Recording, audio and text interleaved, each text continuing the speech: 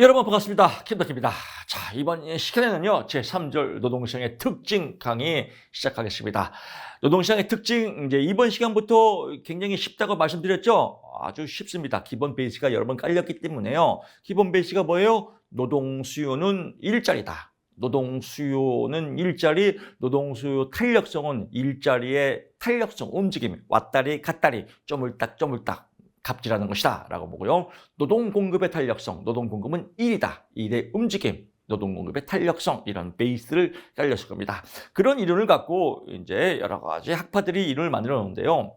딱 봐도 되게 어려워 보이지 않습니까? 이론은 그냥 이론일 뿐이에요. 이론 별것도 아닙니다.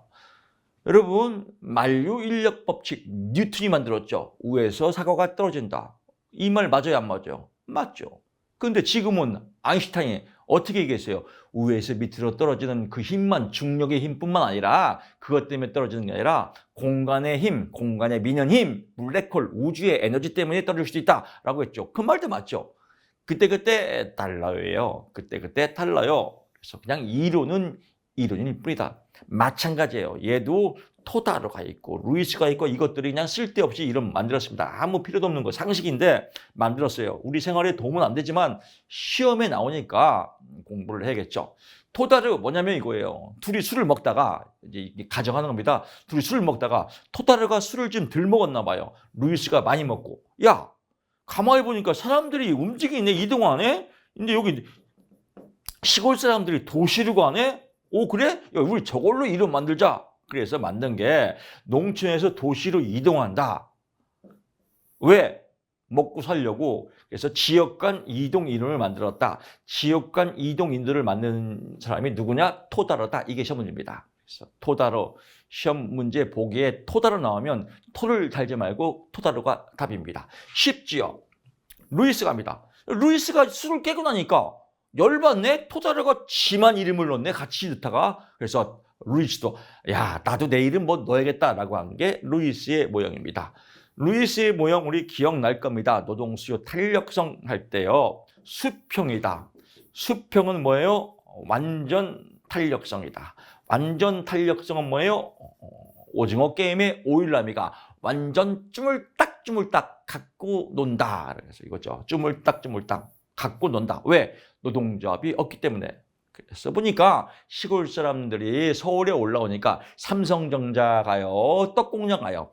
떡공장 가더라. 그래서 떡공장으로 계속 무제한 노동 공급을 하더라. 월급은 작고 월급은 100만 원 받고 계속 무제한으로 노동 공급을 하더라 라고 하는 겁니다. 그래서 이게 뭐예요? 수평이죠. 수평. 그래서 수평 이론. 수평 이론은 뭐예요? 무제한 노동 공급 이론이다. 무제한으로 노동 공급한다. 월급은 작으면서. 즉 공장 가서 고생한다 이겁니다. 돈도 못 벌고. 왜? 완전 탄력적이기 때문에 노동조합이 없기 때문에 근무 환경이 안 좋기 때문에. 그래서 이걸 주장한 게 루이스다. 그래서 수평 이론 나오면 답이 뭐예요? 루이스다라고 합니다. 루이스다. 수평 이론 루이스. 무제한 노동 공급 수평 이론 루이스. 두 문제 맞췄습니다. 여기서 잠깐 루이스는 영어로 나옵니다. 레비스가 아니라 루이스입니다. 그래서 열심히 공부하고 또 못 외워서 틀리면 안 됩니다. 이게 루이스입니다. 루이스다. 두 문제 풀어봤습니다. 쉽죠? 노동시장의 균형 이론. 어유 교수님 또 그래프 또 나왔네요. 그래프 겁나게 쉬워요. 우리 다 했잖아요. 우하향한다. 이게 뭐예요? 노동 수요. 우상향한다. 노동 공급. 두 가지가 만나는 께서 가격이 결정한다. 라고 하는 이 정도만 알면 돼. 이게 균형이다. 라고 하는 겁니다. 나머지 볼 거 없습니다. 그래서 어쩌고 복잡한데요. 볼 거 없습니다. 그냥 그런 갭이다. 심심할 때 읽어보시고요. 안 심심하면 읽어볼 필요가 없습니다. 최적의 인적 자원 배분 나옵니다. 최적의 인적 자원 배분. 여기서 미리 한번 또 설명을 드릴까요? 여기서 좀 공간이 남으니까요. 이게 경제학에서 말하는 우리가 여러분들 학교 다닐 때 많이 배웠을 겁니다. 아담 스미스 하면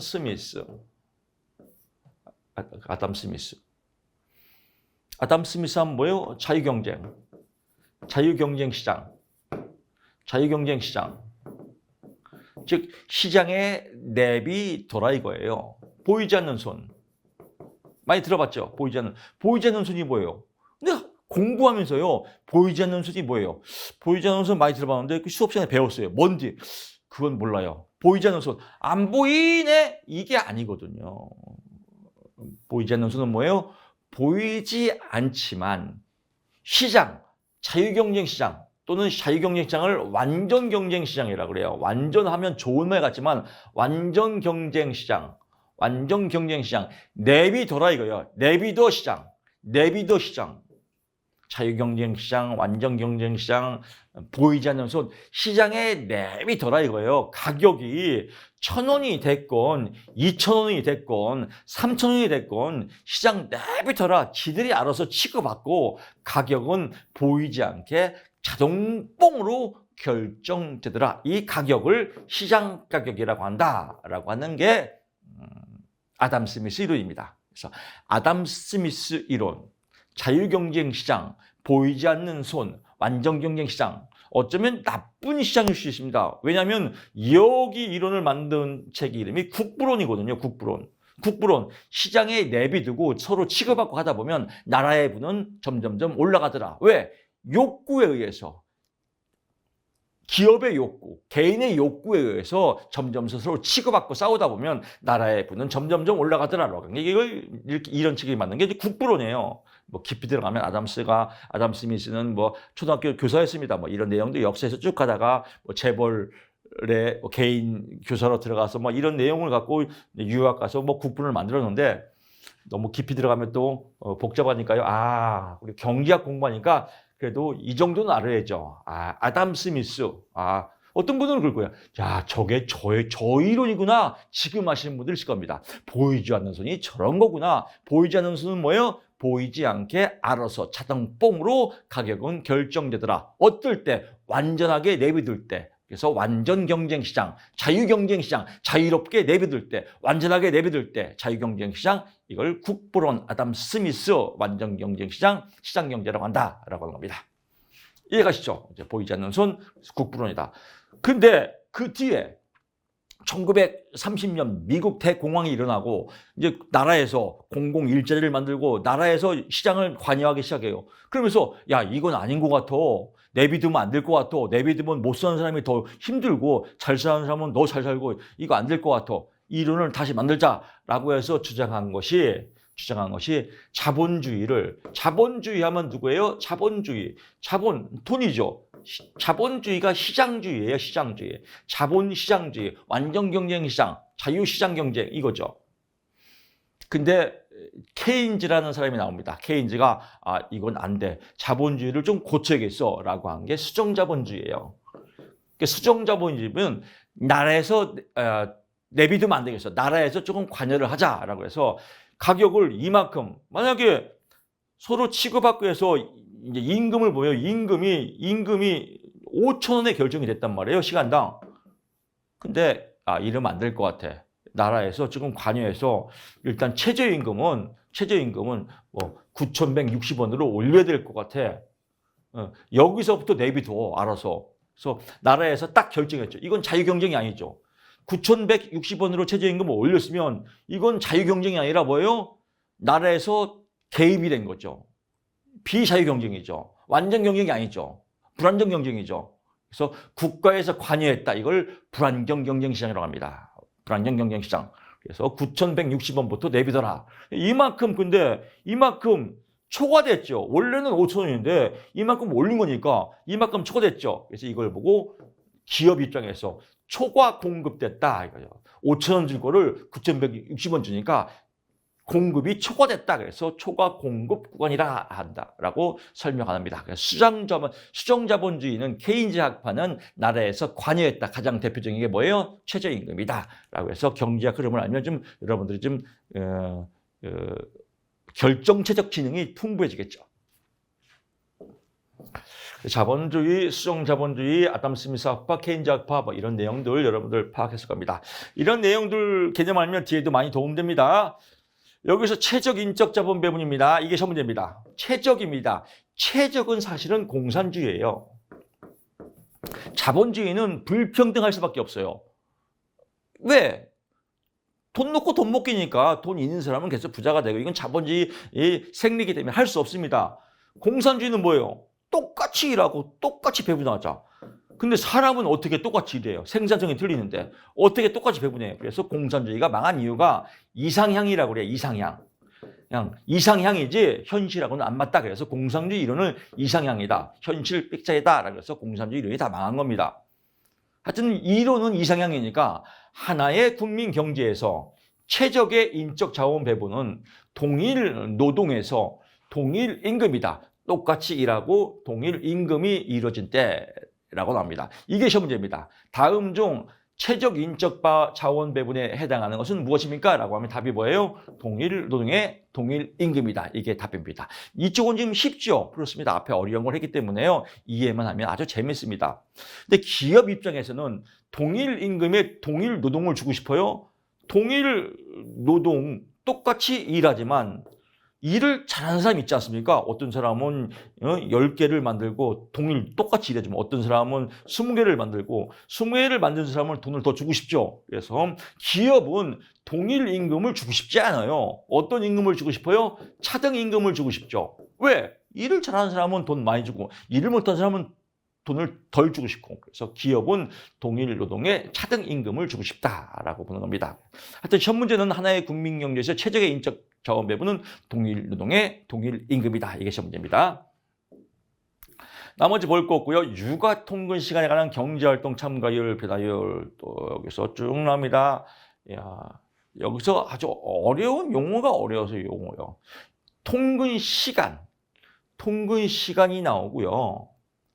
통근 비용이 나와요. 통근 비용. 통근 비용이 나오면요. 통근 비용은 근로자의 고정화폐 비용이에요. 고정으로 들어가는 비용. 통근 비용은 차비죠, 차비. 통근 비용 하면요. 교통비. 다른 말로 차비. 교통비를 내가 매일매일 출퇴근을 하면 들어가죠. 그래서 고정비용이라고 그래요. 고정화폐 비용. 근데 회사에서 도와주는 데도 있죠. 그래서 이걸 보고 준고정비용이라고도 표현합니다. 준고정비용. 다시 갑니다. 근로자의 고정화폐비용 또는 근로자의 준고정화폐비용. 준고정화폐비용을 그냥 고정비용이라고도 합니다. 그래서 준고정비용이든 그냥 고정비용이든 딱 시험 문제가 나오면 아 이거 교통비 차비구나 라고 이해하면 쉽게 될 겁니다. 통근 시간은 마찬가지로 통근 시간이고요. 그럴 때 경제활동 참가율의 변화가 어떻게 이루어지냐라고 해서 시험 문제가 나옵니다. 그래서 한 파트 제가 정리를 하겠습니다. 다시 갈게요. 통근 비용 다른 말로 뭐라고요? 근로자의 고정화폐 비용 다른 말로 그냥 줄여서 근로자의 고정비용 차비 교통비다라고 하는데 이거 헷갈리기 때문에 제가 여기서 표를 만들어서 정리를 해드립니다. 자, 통근 시간이죠. 통근 시간이 있고요. 여기는 통근 비용이 있어요. 통근 비용을 뭐라고 그래요? 시험에서는 준고정 비용으로 나와요. 준고정 비용, 통근 비용. 그러면 여러분들은 차비다 이렇게 생각하시면 됩니다. 그럴 때 경제활동 참가율은 어떻게 변하냐 이겁니다. 변하는 방법이 그래서 시험 문제가 예로 나올 때도 있고 예로 나올 때도 있습니다. 헷갈릴까 봐 제가 여기서 설명을 드리는 겁니다. 자, 통근 시간이에요. 통근 시간이 오래 걸려요. 그럼 경제활동 참가는 그냥 취업이라고 해요. 취업. 통근 시간이 경제활동 참가를 많이 하겠어요? 안 하겠어요? 많이 안 하겠죠. 통근 시간이 오래 걸리니까 막 3시간, 4시간 걸리면 그래서 경제활동 참가율은 뭐예요? 줄어든다, 감소한다 이겁니다. 왜? 통근 시간이 많이 걸리니까. 근데 일단 조건이 좋아서 취업을 했어요. 그러면 경제활동 참가율은 했지만 여기는 이렇게 갈게요.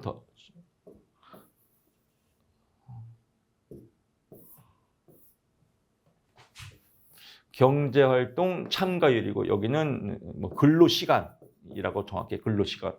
근로시간은 어떻게 돼요?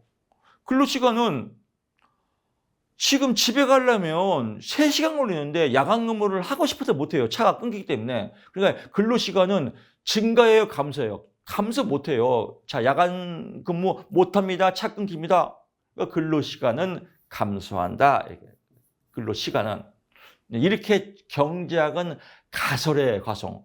아니 호텔 잡아놓고 자면 되죠. 이렇게 하면 안 돼요. 그건 인문학이에요. 그냥 그런 갭이다라고 하는 겁니다.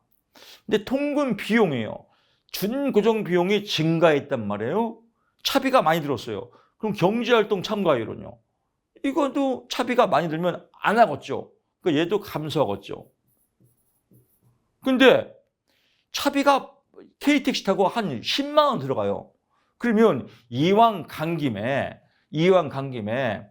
차비가 많이 되니까 본전을 뽑아야 될 거 아니에요. 그러니까 어떻게 해요? 오전도 하고 오후도 하고 야간도 하고. 왜? 차비 똑같이 든 김에 다 하고 오자라고 해서 근로시간은 증가한다. 그래서 이게 서로 엮어서 시험 문제 잘 나옵니다. 통근 시간이 오래 걸린다 하면 경제활동 참가율은 감소, 근로시간도 감소. 왜? 집에 일찍 가야 되니까.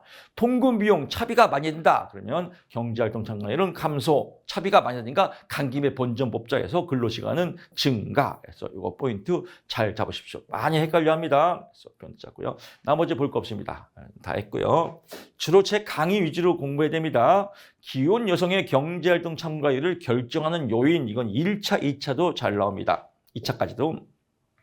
법적, 제도적 장치가 좋다. 그러면 참가 많이 하겠죠. 뭐 법적으로, 제도적으로 기혼 여성들한테. 뭐 예를 들면 이런 거죠. 미국 같은 경우는 집 앞에 딱 통근버스가 딱 와서 같이 엄마하고 애기하고 같이 딱 통근버스 타고 애기는 유치원, 회사에서 운영하는 유치원 가고 또 유치원에서 노는 모습이 다 근로시간에서 딱 화면에 다 보이고 퇴근 시간에 같이 또 집에 가고 이런 어떤 법적 제도적 장치가 좋으면 경제활동 참가가 많이 되겠죠.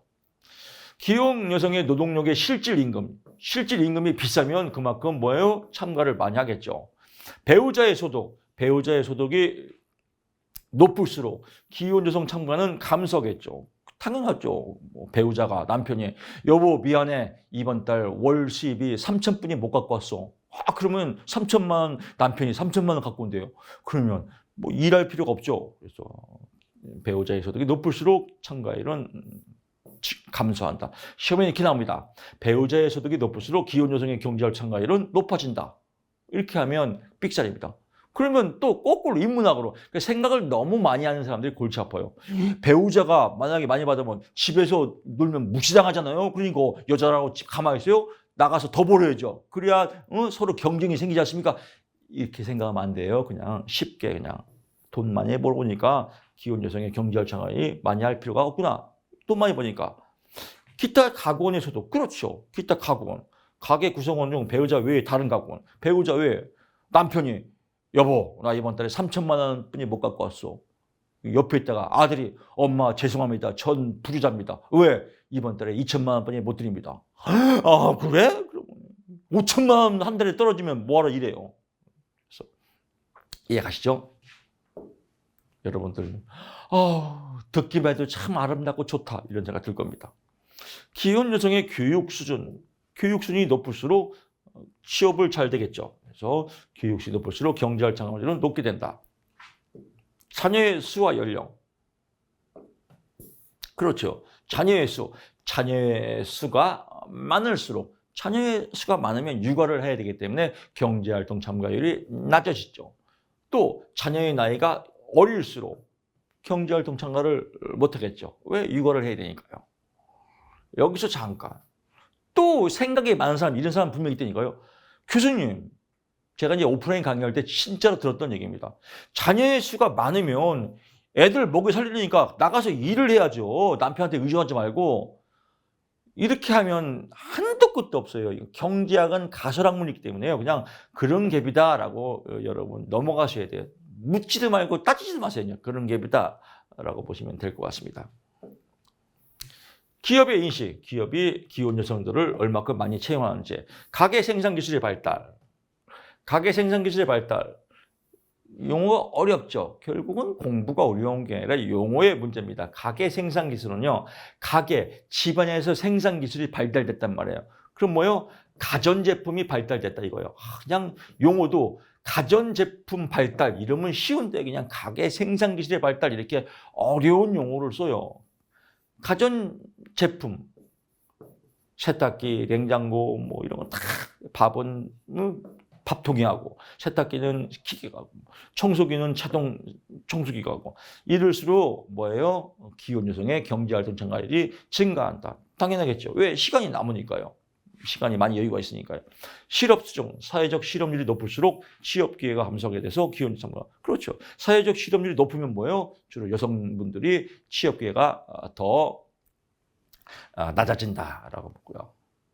도시화의 진전. 도시화의 진정은 여소로 하여금 가정제 생산에서 시장 구입 상품보다 의존하게 만들어서 시장 노동 가능성이 넓혀진다라고 하는데요. 이거는 조금 세분화시켜요. 시험 문제에 디테일하게 나옵니다. 도시화의 진전으로 가치 집약적이냐 또는 여가 집약적이냐, 이런 걸로 나눕니다. 즉 도시화가 됐단 말이에요. 쉽게 말하면 집 앞에 이마트가 들어섰어요. 이마트. 이게 도시화가 됐죠. 도시화가 됐단 말이에요. 이마트 가서 동네 아줌마들하고 맨날 거기서 커피 마시고 수다 떨어요. 이건 여가 집약적이에요. 이러면 경제활동 참가가 낮아져요. 수다만 떠니까요. 근데 가치 집약적. 이마트가 들어와서 토요일, 일요일 날 한꺼번에 장을 보고 이마트에서 나머지 평일날은 직장 나가야지 라고 하면 경제활동 참가율이 올라가요. 그래서 이거 도시화의 진전에 의하면 가치 집약적이라는 말이 나오면 경제활동 참가율이 증가하고, 여가 집약적이라는 말이 나오면 경제활동 참가율이 낮아진다. 그래서 경제학은 흐름을 빨리 이해해야 돼요. 단어를 이해하는 것보다요, 무조건 무슨 말인지 모르고 외우면 진짜 힘들어요.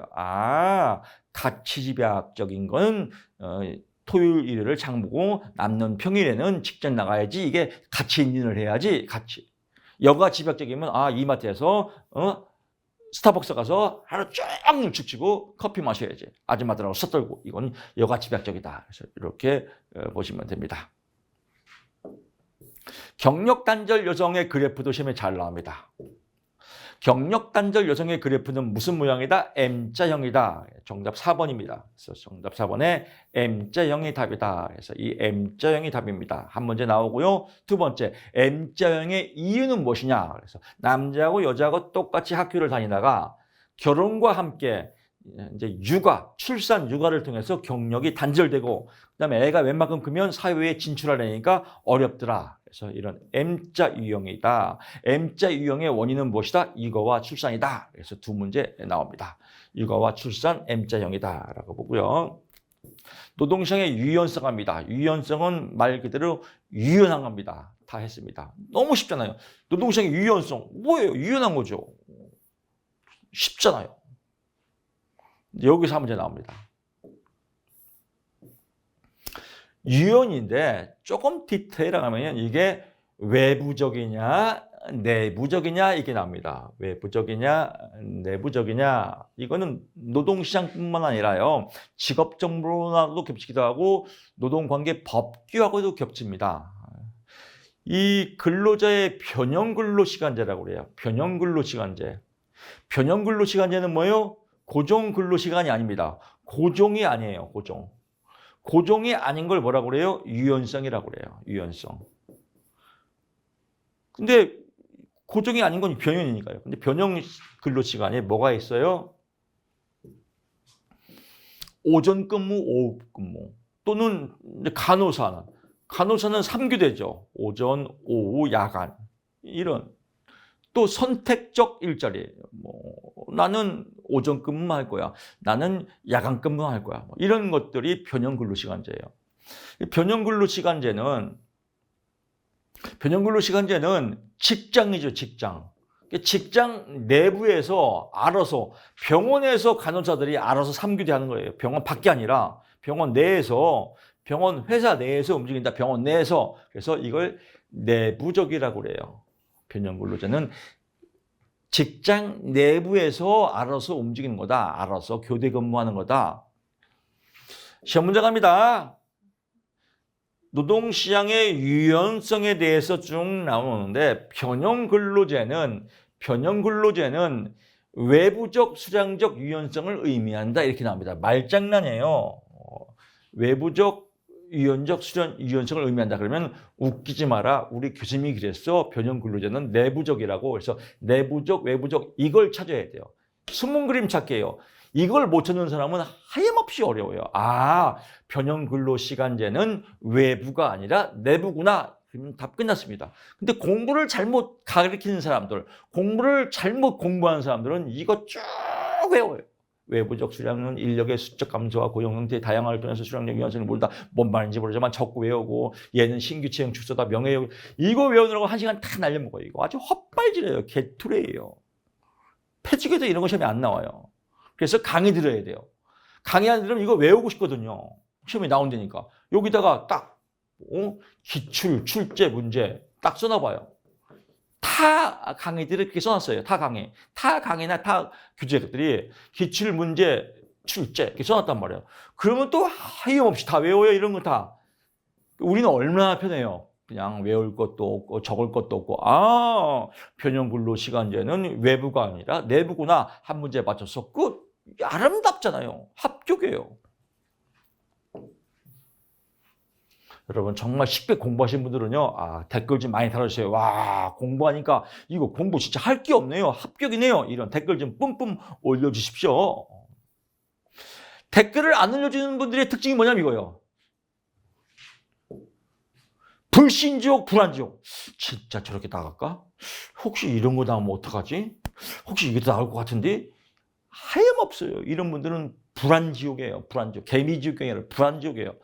그런 거 하지 말라고 여러분 강의하는 겁니다. 구호 그런 마음이 들 때마다 구호 외치십시오. 믿음 천국 불신지옥. 믿어야 합격이다. 버려야 합격이다. 그래서 한 문제 나옵니다. 나머지 안 나옵니다. 외부화 얘도 쉽죠. 외부화 뭐예요? 외부화. 근로자 작업에 외부화가 뚝 나오는데 외부화는 하청 주는 거예요. 하청. 외주 주는 거예요. 외주. 외부와 외주 주는 거예요. 이걸 다른 말로 뭐라 그래요? 하청. 타했습니다. 그러면 시험 문제 이렇게 나옵니다. 다음 중 노동시장의 유연성에 대한 설명 중 틀린 것은 하청. 하청은 유연성에 해당되지 않는다. 하청은 외주 주는 건데 유연성이죠. 당연히 유연성이 하청 주는 거니까요. 여기 직장 내에서만 이렇게 움직이는 게 아니기 때문에. 이건 융통성 아니에요. 일거리가 너무 많으면 다른데 하청 주는 거. 융통성이 유연성이에요. 다시 갑니다. 다음 중 노동시장의 유연성과 설명이 틀린 것은 하청은 유연성이 아니다. 웃기지 마라. 유연성이다. 하청은 유연성이다. 얘만 보면 됩니다. 다 했습니다. 자, 이렇게 해서 3절 끝났고요. 4절 한계 생산물 법칙과 이유나 얘 복잡합니다. 그래서 10분 쉬었다가 커피 한잔 먹고 여러분 찾아뵙겠습니다. 고맙습니다.